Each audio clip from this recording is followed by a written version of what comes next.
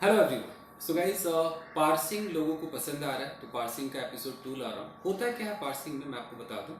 इसके अंदर आपको अखबार पढ़ना या कोई न्यूज़ ऐसा नहीं सिखाया जाता। पार्सिंग के अंदर किसी भी सेंटेंस को तोड़ना सिखाया जाता है कि उसका मतलब क्या है, उसमें कब एडजेक्टिव आ रहा है, कब उसमें एडवर्ब आ रहा है, उसमें कब क्लॉजेज आ रहे हैं।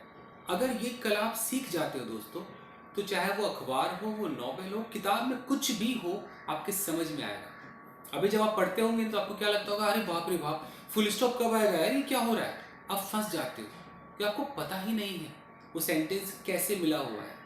आपको लगता है बस मुझे वर्ड्स मीनिंग नहीं आते इसलिए मुझे कुछ नहीं आता। वर्ड्स मीनिंग के अलावा आपको बहुत कुछ नहीं आता है गाइस, इसलिए आप ढंग से समझ नहीं सकते किसी भी अखबार को। अगर अभी मैं किसी को बोल दूँ ना कि चलो रीडिंग कॉम्प्रिहेंशन करते हैं, तो रीड कर लोगे, कॉम्प्रिहेंड नहीं कर पाओगे, समझ नहीं पाओगे। पार्सिंग बहुत ज़रूरी है। वीडियो को देखिए गाइस। अभी हम क्या करेंगे, छोटा सा आर्टिकल उठाएंगे, उसके टुकड़े कर करके देखेंगे guys. Thank you very much. So guys, parsing को देखिए गाइस। यहाँ लिखा हुआ है women led films hold ground. ये एक हेडलाइन है। सबसे पहले तो हम इसका मतलब समझेंगे। कभी भी इस तरीके से अगर ये लेड आ जाए, जैसे विमेन लेड फिल्म्स लिखा हुआ है, तो इसको आप समझिए। देखिए गाइस, लेट से कि यहाँ पर अगर लिखा हुआ आ जाता है मैन लेड फिल्म्स, तो ये लीड का थर्ड फॉर्म लेड है। इसका मतलब है कि मर्दों के द्वारा लीड किया हुआ फिल्म्स, यानी कि उसमें जो लीड करेंगे वो कौन करेंगे, मैन लोग करेंगे। तो उसी तरीके से अगर लिखा हुआ आ जाए विमेन और यहाँ थर्ड फॉर्म आ जाए लेड फिल्म्स, तो आप समझ लेना कि ये जो फिल्म्स है इसको लीड कौन करेगा, महिलाएं करेंगी।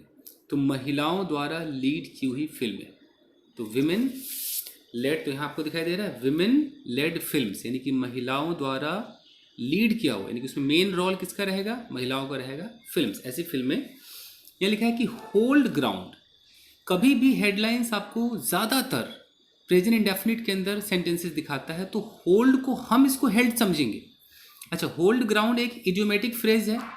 होल्ड ग्राउंड का मतलब होता है अपना पोजीशन बना लेना, यानी कि अब ऐसी फिल्में जिसमें महिलाएं लीड कर रही हैं, उन फिल्मों ने भी अपना एक पोजीशन बना लिया है, अपना एक अस्तित्व बना लिया है। अब वो ग्राउंड पे टिक गई है, अब हिल नहीं रही। अब ऑडियंस उसको भी देख रही है। Getting the point. चल, अब आगे देखते हैं। एक एक पार्सिंग आप कीजिए।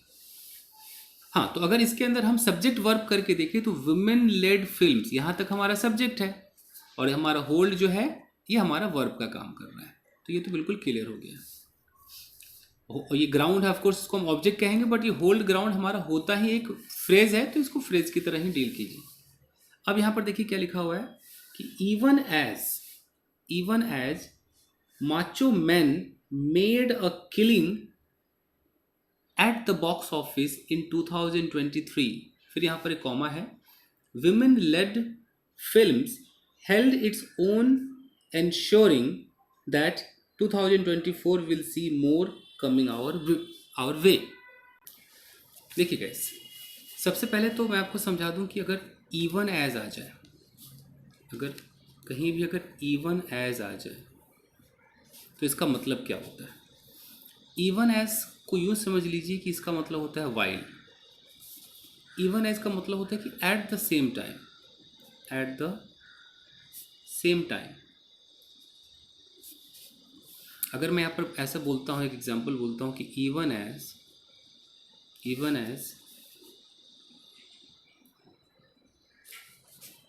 Let's say even as I am teaching my students, let's say I am teaching my students, और यहाँ पर एक कॉमा लगा के मैं बोलूँ कि I am working in a film। तो इसका मतलब क्या है कि at the same time I am teaching my students, ठीक उसी वक्त जब मैं स्टूडेंट्स को पढ़ा रहा हूँ, ठीक उसी वक्त, मतलब कि उसी के साइमल्टेनियसली मैं क्या कर रहा हूँ, मैं फिल्म में भी काम कर रहा हूँ। तो साइमल्टेनियस एक्शन को दिखाता है इवन एज लगाने से गाइस। तो छोटी छोटी चीज़ों का आप ख्याल रखेंगे कि इवन एज यहाँ पर क्यों लगा है, कंजंक्शन का काम करता है ये। तो अब देखिए यहाँ पर क्या कह रहा है, यहाँ कह रहा है कि इवन एज माचो मैन यानी कि जो बड़े बड़े बॉडी बिल्डर और माचो मैन जो लोग हैं, जो हीरो है, made a killing. Made a killing का मतलब होता है कि अच्छा बेनिफिट कमाना। ये सब ना छोटे छोटे मुहावरे आपको याद होने चाहिए। ये मेड अ किलिंग क्या है, छोटे छोटे कोलोकेशंस होते हैं। तो मेक अ किलिंग का सेकेंड फॉर्म हो गया मेड अ किलिंग। तो कह रहा है कि उस वक्त जब बहुत सारे जो मैन लोग हैं उन्होंने बहुत सारा बिजनेस किया, मेड अ किलिंग, बहुत सारा बिजनेस किया, कहाँ पर? Eight the box office. Box office पे बहुत सक्सेस पाया। फिर इन 2023 अब कॉमा लगा है कि उसी समय, उसी साइमल्टेनियस एक्शन में क्या हुआ कि उसी वक्त, उसी 2023 में विमेन लेड फिल्म्स, जो औरतों द्वारा लीड की हुई जो फिल्म्स थी, उन्होंने भी हेल्ड इट्स ओन इंश्योरिंग, उन्होंने भी अपना भरोसा बरकरार रखा, बनाए रखा। That 2024 will see more coming our way. उन्होंने ये भरोसा इंश्योर किया, इस तरीके से सुनिश्चित किया कि 2024 जो है उसमें भी will see more coming our way, कि और भी जो फिल्में हैं वो हमारी तरफ आएंगी, ऐसा दिखेगा। समझ रहे? अब इसको कैसे हम तोड़ेंगे भाई? तो हमने देखा कि इवन एज से जब सेंटेंस की शुरुआत होगी तो एक कॉमा जरूर होगा, ध्यान में रखिएगा, ये कॉमा है वो। समझ रहे? आजकल बड़े स्टाइल में इवन एज चला हुआ है। तो इवन एज का मतलब क्या समझ में आया कि एट द सेम टाइम, कि उसी समय, एट द सेम टाइम जब आदमी लोगों ने बहुत अच्छा बॉक्स ऑफिस पे बिजनेस किया, तो महिलाओं की फिल्मों ने भी क्या किया? हेल्ड इट्स ओन इंश्योरिंग, खुद का एक भरोसा, एक भरोसा मतलब इंश्योरिंग क्या होता है? इंश्योर करना, सुनिश्चित करना, उसको बरकरार रखा। वो क्या इंश्योरिंग था? अब यहाँ जो दैट है, ये दैट क्या काम कर रहा है? अगर मैं इसकी पार्सिंग करूं कि ये जो इंश्योरिंग है, ये तो मेरा चलो नाउन हो गया, ओके। आप ध्यान से देखेंगे, हेल्ड मेरा क्या है? वर्ब है। इट्स ओन इंश्योरिंग यानी कि इट्स क्या मतलब? खुद का अपना एक भरोसा उसने रखा, एक एक रखा कि हाँ मैं इंश्योर करता हूँ। बट इंश्योरिंग के बाद ये दैट क्यों लगा हुआ है? तो यहाँ पर मैं आपको गाइस एक इंपॉर्टेंट पॉइंट पढ़ाता हूँ, देख लीजिए। देखिए, ये जो दैट होता है ना, दैट, इसको तो मैं मैजिकल वर्ड कहता हूँ, इसके तो बड़े काम है। अगर मैं चाहूँ तो दैट पे एक फुल वीडियो बना सकता हूँ, दैट क्या है, कभी बना दूंगा। फिलहाल ये जो दैट है ना, ये क्या काम करता है कि ये एक क्लॉज बनता है, और ये अपोजिशन वाला क्लॉज बनता है, मतलब क्लॉज इन अपोजिशन कह लीजिए। अब ये अपोजिशन का क्लॉज क्या होता है, इस चीज़ को ध्यान से समझना पड़ेगा। जैसे मैंने बोला कि द फैक्ट, मैंने यहां पर बोल दिया द फैक्ट। इस तो द फैक्ट का क्या मतलब हो गया? द फैक्ट का मतलब हो गया कि हाँ, ये जो तथ्य है, ये जो बात है, लेकिन कहीं पर वो बात दिखाई दे रही है आपको? नहीं दिखाई दे रही, नहीं दिखाई दे रही। तो इस फैक्ट को मैं पूरा एक्सप्लेन करूंगा कि ये फैक्ट क्या है। तो इसको एक्सप्लेन करने के लिए मुझे यहां पर एक दैट लगाना पड़ेगा, द फैक्ट दैट। अब दैट लगाने के बाद मैं यहां पर एक सब्जेक्ट लगाऊंगा, तो ये मेरा दैट क्या है? एक कंजंक्शन है दोस्तों, ये कंजंक्शन है।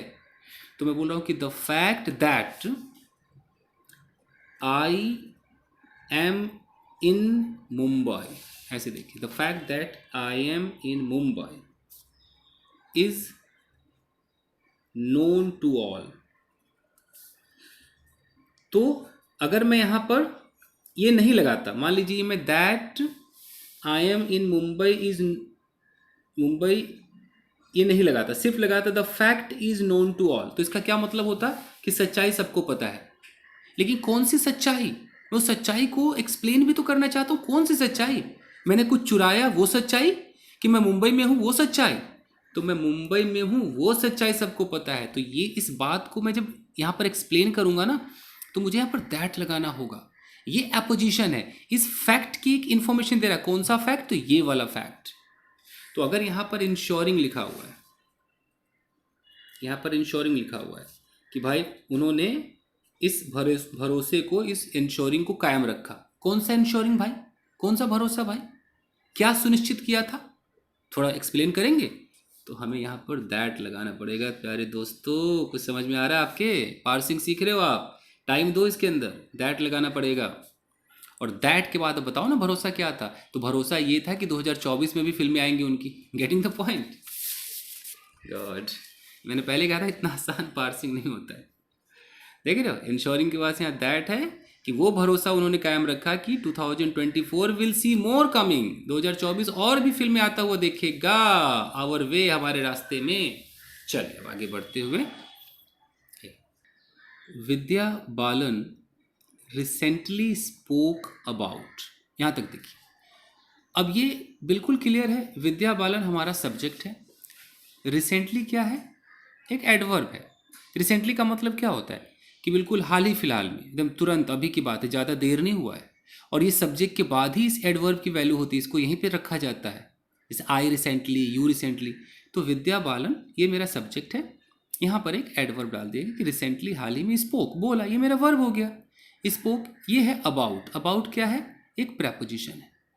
अब प्रेपोजिशन के बाद क्या आएगा? तो प्रेपोजिशन अपने बगल में क्या क्या लेता है, देखिए यहाँ पर लिखा हुआ है हाउ। अब कोई सोचेगा ये हाउ क्यों आ गया, ये हाउ मतलब ये कोई क्वेश्चन पूछ रहा है क्या? तो नहीं दोस्तों, यही तो समझना है आपको। आइए मैं आपको समझाता हूँ। देखिए, कभी भी जब आप अखबार पढ़ना, जब कोई प्रेपोजिशन आ जाएगा, कुछ दिखाई दे रहा सही से, एक मिनट जरा देखिए, कोई भी जो प्रेपोजिशन होगा दोस्तों, तो प्रेपोजिशन अपने बगल में हमेशा कोई ना कोई नाउन लेता है। प्रेपोजिशन अपने बगल में हमेशा कोई ना कोई नाउन फ्रेज लेता है। प्रेपोजिशन अपने बगल में हमेशा जेरंड लेता है। और प्रेपोजिशन अपने बगल में हमेशा एक क्लॉज भी लेता है, जिसको हम नाउन क्लॉज कहते हैं। नाउन क्लॉज कहते हैं। ये क्लॉज भी लेगा। जब ये क्लॉज लेगा तो ऑफ कोर्स ये किसी न किसी कंजंक्शन से शुरू होगा। ये कंजंक्शन हाउ भी हो सकता है, ये कंजंक्शन वाई भी हो सकता है, या व्हाट भी हो सकता है। तो अब यहाँ पर समझिए, बात को समझिए, थोड़ा सा इसको जूम किया जाए। अब यहाँ पर देखिए, यहाँ पर लिखा है कि विद्या बालन रिसेंटली स्पोक, उसने बोला। अबाउट मेरा प्रेपोजिशन अबाउट के बारे में, यहाँ पर अबाउट के बाद यहाँ पर हाउ है, तो ये हाउ मेरा कंजंक्शन हो गया। How the female audiences changing taste has led to a change in a portrayal on screen, यहाँ पे फुल स्टॉप है। तो यानी कि विद्या बालन ने किस चीज़ के बारे में बोला कि किस तरीके से, हाउ, यहाँ पर हाउ जो है ये कंजंक्शन है, और ये अबाउट के बाद जो आ रहा है तो ये क्या बना रहा है? क्लॉज बना रहा है, एक नाउन क्लॉज बना रहा है। तो क्या होगा कि किस तरीके से जो फीमेल ऑडियंसेस, फीमेल के जो ऑडियंस है, उनका चेंजिंग टेस्ट, ये चेंजिंग यहाँ पर ये आईएनजी क्यों लगा है? ये किस चीज़ को दिखा रहा है? ये हमारा प्रेजेंट पार्टिसिपल है।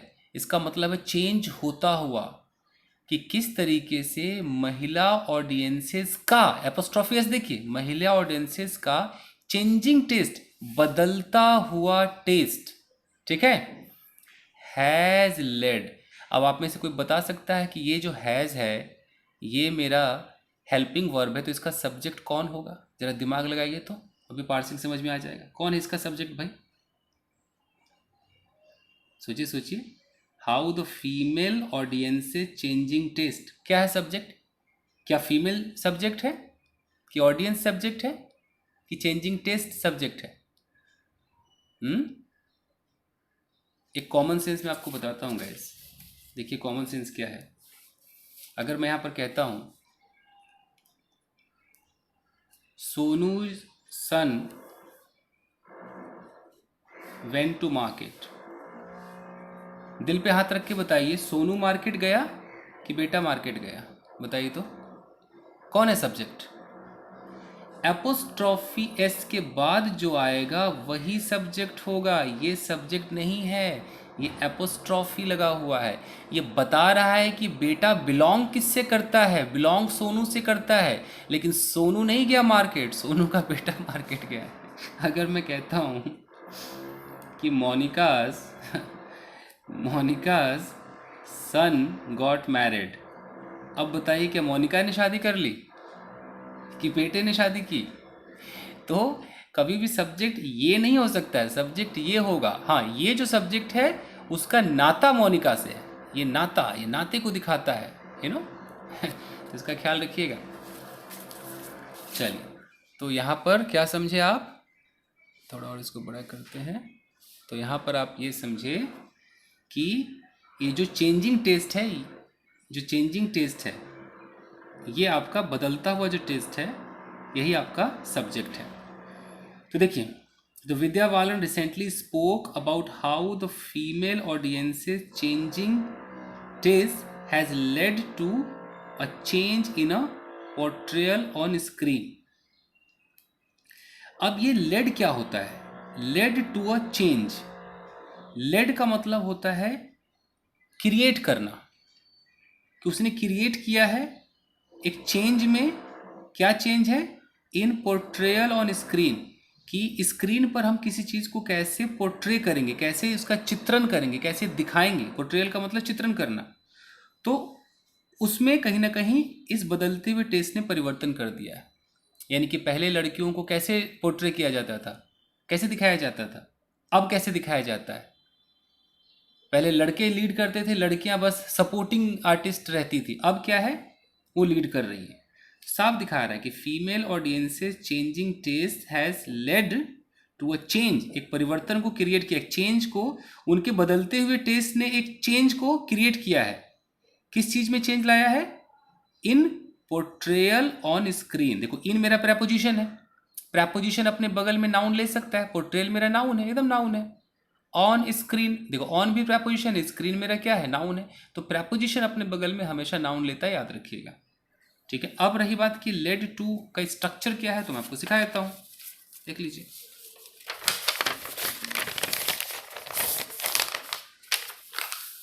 देखिए,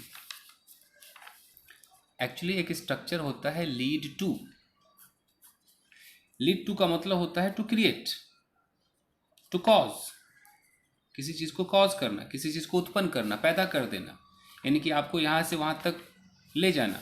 बहुत सारे इसके मतलब है। तो इसमें से अगर मैं कहता हूं कि your behaviour can lead to a fight. Let say मैंने ऐसा कह दिया कि तुम्हारा जो बर्ताव है can lead to a fight, वो एक फाइट को क्रिएट कर सकता है, एक फाइट को उत्पन्न कर सकता है, पैदा कर सकता है। समझ रहे हो? अगर मैं इसका सेकेंड फॉर्म कह दूं कि योर बिहेवियर लेड, मैं इसका सेकेंड फॉर्म कर दूं लेड टू अ फाइट, इसका मतलब है कि तुम्हारे बर्ताव ने एक फाइट को क्रिएट कर दिया। Getting the point? तो उसी तरीके से आप ध्यान से इसको देखिए, टाइम दीजिए थोड़ा। ये जो टेस्ट है has led to a change, तो उसने किसको क्रिएट कर दिया? एक चेंज को क्रिएट कर दिया। किस चीज में? चित्रण में, पोर्ट्रेयल में। कहाँ? स्क्रीन।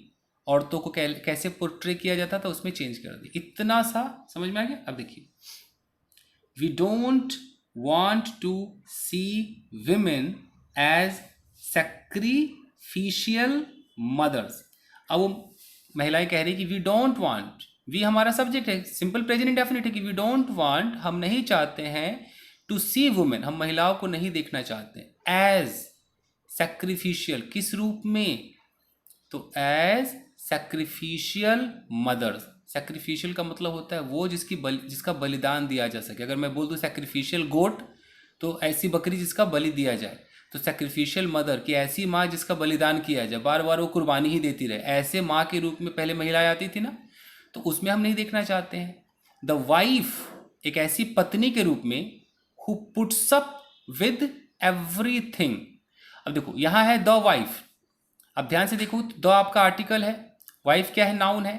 तो इस नाउन के बगल में यहाँ पर जो हु आया, ये हु क्या है? इसको बोलते हैं रिलेटिव प्रोनाउन। और ये हु से लेके पुट्स अप विद एवरीथिंग, यहाँ तक का जो सफर आप देख रहे हैं दोस्तों, हु से एवरीथिंग, इसको बोलते हैं क्लॉज। और ये कौन सा क्लॉज है? इसको हम रिलेटिव क्लॉज भी कहते हैं, या हम इसे एडजेक्टिव क्लॉज भी कहते हैं। ये एडजेक्टिव का काम कर रहा है। ध्यान से देखिएगा, एडजेक्टिव का काम क्यों कर रहा है? क्योंकि जब इस नाउन के बगल में जब ये रिलेटिव प्रोनाउन आ जाएगा, तो ये वाइफ के बारे में एक एक्स्ट्रा इन्फॉर्मेशन दे रहा है कि कौन सी वाइफ? वही वाइफ जो बर्दाश्त करती है, पुट्स अप, बर्दाश्त करती है हर चीज। तो देख रहे हो कैसे एडजेक्टिव क्लॉज का इस्तेमाल हुआ है। तो पहले महिलाओं को ऐसे दिखाया जाता था, या तो बलिदान देने वाली माँ के रूप में, या ऐसी पत्नी के रूप में जो सब बर्दाश्त करती है, और डॉटर, और ऐसी बेटी के रूप में हु इज पायस, जो बहुत ही पवित्र है। बाप, बेटी बहुत पवित्र है, उसके साथ कहीं ना कहीं कोई छेड़ देता था, कुछ हो जाता था। तो यहाँ पर जो हु इज पायस है, ये हु एक रिलेटिव प्रोनाउन है। तो ये क्या हो गया, इस डॉटर के बारे में कुछ बता रहा है तो एडजेक्टिव हो गया, तो ये क्लॉज बन गया, एडजेक्टिव क्लॉज बन गया। Getting the point. चलिए अब यहाँ पर कि we are not defined by relationships with the man in our lives anymore, she said. अब उस महिला ने कहा कि वी आर नॉट डिफाइंड, हमें अब डिफाइन नहीं किया जाता है, अब हमारी ऐसी परिभाषा नहीं दी जाती है। किस चीज़ के द्वारा? By relationships with the man, आदमियों के साथ जो हमारा रिलेशनशिप है, इन आवर लाइफ्स, हमारी ज़िंदगी में, अब उनके द्वारा हमारा परिभाषा नहीं दिया जाता है कि हम फलाने की बीवी हैं तो फलाने की बेटी है, ये कहा जा रहा है। ये जो एनी मोर है, ये हम कब लगाते हैं कि कोई काम पहले होता था अब नहीं होता है। जैसे अगर मैं ऐसे बोलूँ, लेट्स से अगर मैं ऐसे कहता हूँ कि you are not a teacher any more, तो इसका मतलब है कि अब आप टीचर नहीं, पहले आप टीचर रहे होंगे बट अभी आप टीचर नहीं, you are not a teacher any more. एक रिटायर्ड कैप्टन को मैं कह रहा हूँ कि you are not a captain any more, तो पहले आप थे अब नहीं हो। तो इसका मतलब है कि पहले महिलाओं को डिफाइन किया जाता था उस रिलेशनशिप के द्वारा विद द मैन, जो उनके आदमियों के साथ जो रिश्ता होता था, माँ का, बहन का, तो अब वो उस रूप में उनको डिफाइन नहीं किया जाता, ऐसा किसी महिला ने कहा। एकदम क्लियर पार्सिंग समझ में आ रहा है एक चीज। अब है कि वी आर नॉट डिफाइंड, ये पैसिव है, इसको बोलते हैं प्रेजेंट इंडेफिनिट का पैसिव। तो आपको ये भी पता चलना चाहिए कि पैसिव क्या होता है। We are not defined, we are not given, we are not treated, we are not admired, ये सब प्रेजेंट इंडेफिनिट का पैसिव है। तो अभी मैं बस यहीं तक छोटा सा एक और पार्सिंग लाया था, आगे इसी को मैं बाद में कंटिन्यू करूंगा। जस्ट मैं बताना चाहता था कि इतनी देर में देखो क्या कुछ हमें सीखने को मिलता है। अगर वीडियो आपके समझ में आ रहा है तब कमेंट में लिखिए कि आपको ऐसे वीडियोस चाहिए, ताकि मैं इसको रेगुलर लाता रहूँगा। इस छोटा सा 4 लाइन सिखाऊंगा बट उसमें बहुत कुछ सीखने को मिलेगा। तो मिलते हैं अगले एपिसोड में। Thank you very much.